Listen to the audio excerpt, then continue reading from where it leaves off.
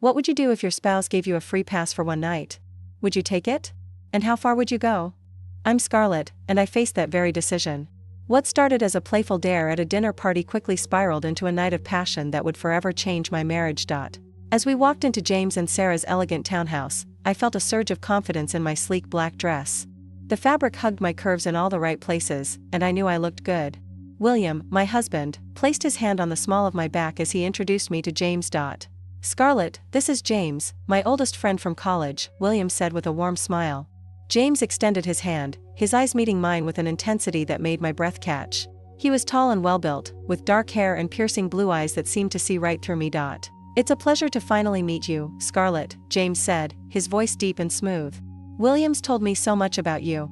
Sarah, James' wife, emerged from the kitchen with a bottle of wine and 4 glasses. She was petite and blonde, with a friendly smile that immediately put me at ease. We settled into the living room, the conversation flowing as easily as the wine Sarah poured. As the evening progressed, I found myself laughing more freely, the alcohol loosening my inhibitions. I noticed James glancing at me when he thought no one was looking, his eyes lingering on my lips or the curve of my neck. Each time I caught him, a little thrill ran through me. William, usually the life of any gathering, was uncharacteristically quiet. He sat back in his chair, sipping his wine and watching our interactions with an expression I couldn't quite read. Was he upset? Amused? I couldn't tell, and it made me nervous. By the time we opened the second bottle, the conversation had taken a decidedly flirtatious turn. Sarah was regaling us with stories of her wilder college days, while James kept finding excuses to touch my arm or lean in close when he spoke to me. The air felt charged with an electric tension that both excited and terrified me. It was James who suggested the game of truth or dare. Come on, it'll be fun, he said, his eyes twinkling with mischief. Just like old times, right, William? I turned to my husband, expecting him to laugh it off or change the subject. To my surprise, he nodded without hesitation. Why not, he said, his voice casual but his eyes intense as they met mine. What do you think, Scarlett? Are you game? My heart began to race, a mix of anticipation and anxiety swirling in my stomach. I knew I should say no, that we were all adults and this was ridiculous. But something in the way James was looking at me, the way William seemed to be testing me, made me nod. Sure, I heard myself say, my voice sounding distant to my own ears. Let's play. As Sarah went to grab another bottle of wine and some shot glasses, I tried to calm my nerves. It was just a silly game, after all. Nothing would happen that I didn't want to happen. But as I caught James' eye across the room, saw the hunger there, I wasn't so sure. And when I looked at William, saw the almost imperceptible nod he gave me, I realized that this night might take us all to places we never expected to go. The game began innocently enough, but James' first dare shattered any illusion of harmless fun. As he locked eyes with me from across the room, his voice low and intense, I felt a sudden shift in the atmosphere. Scarlett, he said, I dare you to kiss me. Right here, right now, while William watches. My heart raced as I processed his words. This wasn't just a playful challenge, it was an invitation to cross a line we could never uncross. I turned to William, searching his face for any sign of disapproval or discomfort. To my surprise, I saw only a subtle nod, a silent encouragement that sent a shiver down my spine. As I rose from my seat, my legs trembled beneath me. The short distance between James and me felt like miles, each step heavy with anticipation and trepidation. I could feel William's gaze following me, his eyes burning into my back as I approached his best friend. Standing before James, I was acutely aware of our height difference, of the way he towered over me. His blue eyes, usually so friendly, now held a hunger that both thrilled and terrified me. I hesitated for a moment, giving William one last chance to object, to put an end to this before it began. But he remained silent, his subtle nod of approval still echoing in my mind. With a deep breath, I leaned in and pressed my lips to James. The kiss was electric, a jolt of excitement coursing through my body. What started as a tentative touch quickly deepened, James pulling me closer, his hands finding my waist. I was acutely aware of William's presence, of his eyes on us, and it added a layer of intensity to the moment that I hadn't anticipated. The kiss lasted far longer than it should have, far longer than was appropriate for a mere dare. As James' tongue sought entrance, I found myself responding, opening to him despite my better judgment. The room around us seemed to fade away, leaving only the three of us in this charged moment. When we finally broke apart, I was breathless, my lips tingling and my heart pounding. The atmosphere in the room had shifted dramatically, the playful energy of earlier replaced by a palpable tension. I could feel it crackling between us, a shared understanding that we had crossed a threshold. I turned to look at William, expecting to see anger or jealousy on his face. Instead, I found a complex mix of emotions in his eyes: pride, arousal, and something else I couldn't quite name. His reaction only added to my confusion, further complicating the swirl of emotions inside me. As I made my way back to my seat, I felt different. The kiss had awakened something in me, a part of myself I had kept hidden or perhaps never even knew existed. I felt both liberated and conflicted, empowered by the experience yet unsure of what it meant for me, for us. The room fell into a charged silence, each of us processing what had just transpired. James looked satisfied, a smirk playing at the corners of his mouth.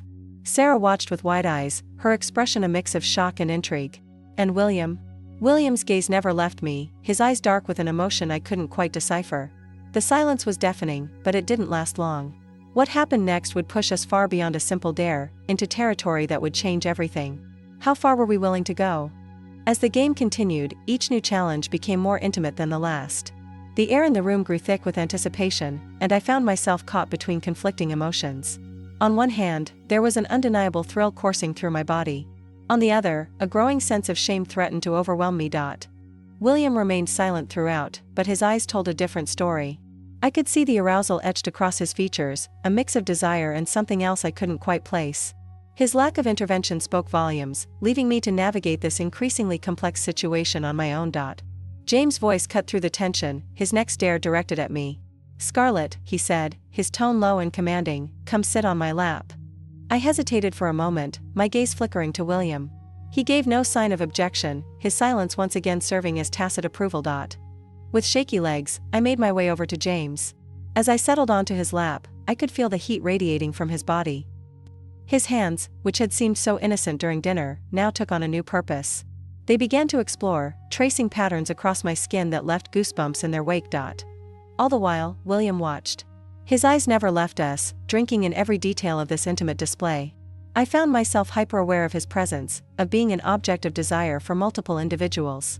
It created a conflicting emotional response within me. Where pleasure derived from submission was marred by a sense of degradation. The wine we had consumed earlier could no longer excuse my willingness to participate. This realization hit me hard, amplifying the shame that had been simmering beneath the surface. Yet, alongside that shame was an unexpected thrill, a pleasure so intense it threatened to consume me. James leaned in close, his breath hot against my ear. He whispered his next desire, detailing exactly what he wanted to do. His words sent a shiver down my spine, a mixture of anticipation and dread. In that moment, I knew we had crossed a line we couldn't uncross. The atmosphere in the room had shifted dramatically from where we had started. What began as an innocent dinner among friends had transformed into something far more complex and potentially life-altering. The awareness of being watched during these intimate acts heightened every sensation, creating a duality of emotions that was both exhilarating and terrifying. As I sat there, caught between James' exploring hands and William's intense gaze, I grappled with the implications of my actions. Each touch, each unspoken permission, was pushing me further into a realm of submission I had never experienced before. The thrill was undeniable, but so was the fear of what this meant for my sense of self and my relationship with William. The air grew thick with unspoken desires as James leaned in close. His next words would transform our innocent gathering into something far more primal and forbidden. With a husky whisper, he suggested we move to the bedroom. My heart raced as I realized the full implications of his proposal. This was no longer a game of dares, it was a descent into a world of unchecked passion and blurred boundaries. As we entered the dimly lit room, I felt a shift in the energy. William silently followed, positioning himself in a corner. His presence, though passive, weighed heavily on my conscience. I couldn't help but wonder what thoughts were swirling behind his stoic expression. Was this truly what he wanted? James wasted no time taking control. His hands explored my body with a confidence that both thrilled and terrified me. Each touch sent shivers down my spine, igniting a fire I had long suppressed. As my husband watched from his vantage point, I found myself surrendering to James's dominance, my inhibitions melting away with each passing moment. The psychological impact of this consensual act began to take hold. A complex interplay of emotions washed over me, shame intertwined with exhilaration, a sense of loss battling with newfound liberation.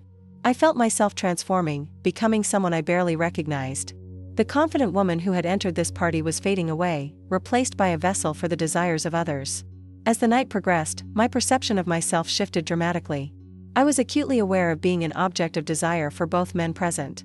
This realization led to a profound internal conflict. Part of me reveled in the attention, while another part recoiled at the depth of my submission. The duality of pleasure and pain in this scenario was undeniable, each sensation heightening the other. William's silence throughout the encounter spoke volumes. His tacit approval of my degradation contributed to a growing sense of betrayal and confusion. Our relationship, once built on trust and mutual respect, was being fundamentally altered before my eyes. His complicity in my humiliation revealed a darker aspect of our bond, one that I had never glimpsed before. The atmosphere grew charged with tension and predatory desire as James asserted his dominance. Each touch, each command, pushed me further into a realm of submission I had never experienced. The collective experience of degradation not only altered my self-perception but also reshaped the dynamics of my marriage. I couldn't help but wonder how we would move forward after this night. As the final act unfolded, I lost myself in the forbidden pleasure. The night became a blur of hands and kisses, each sensation more intense than the last. I was adrift in a sea of conflicting emotions, simultaneously craving more and yearning for it to end. The line between desire and shame blurred until I could no longer distinguish between the two. That night forever altered the landscape of my marriage and sense of self. As the research suggests, consensual non-monogamy can lead to profound transformations in relationship dynamics. I found myself grappling with a redefined sense of identity and trust with William. The exhilaration I felt was matched only by an overwhelming anxiety as we navigated this new territory. The boundaries we crossed that evening created lasting changes that I now realize may never be reversed.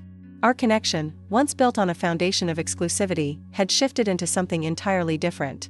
I struggled with a mix of shame and excitement, my view of myself and William fundamentally altered. In crossing that line, we had entered a realm where our individual identities were irrevocably changed, leaving me to wonder who we would become in the aftermath of our choices.